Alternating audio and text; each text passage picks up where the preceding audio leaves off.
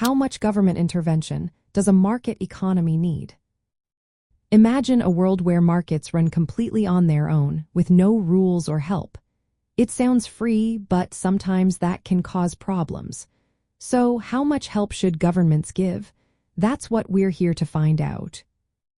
A market economy mainly depends on supply and demand to decide what gets made and sold. Prices go up and down based on what people want and what's available. But this system isn't perfect. Sometimes markets fail to work well on their own. For example, public goods like clean air or national defense are hard for private companies to provide because no one can be excluded from using them. Externalities like pollution cost society more than what the producer pays, so the government might step in to regulate or tax to reduce harm. Monopolies can also block competition, leading to higher prices and less choice. Governments can regulate or break up these monopolies to keep markets fair. Price stability is another reason for government intervention. When prices rise too fast or fall too hard, it can hurt the economy. Central banks control interest rates and money supply to keep inflation low and employment high.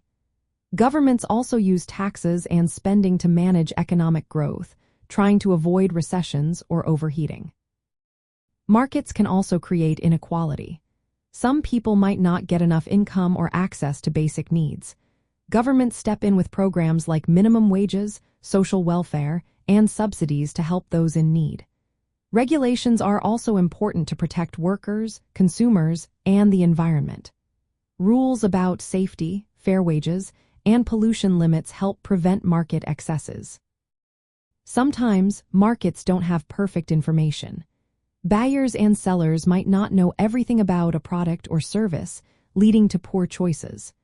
Governments can provide information or regulate to make sure everyone plays fair. They also supply public goods that private firms might not find profitable, like roads or public parks. In terms of intervention, governments can set price ceilings or floors, impose taxes or subsidies, and create regulations or trade policies. But too much interference can distort markets, reduce incentives for innovation, and slow down economic growth. So, the goal is to find a balance. In the end, a market economy needs some government help to fix failures, keep prices stable, and promote fairness. But it should not interfere so much that markets lose their ability to efficiently allocate resources. Policymakers must carefully weigh the benefits of intervention against potential downsides, adjusting their approach based on current economic conditions. This way, the economy stays healthy, fair, and dynamic, benefiting everyone in the long run.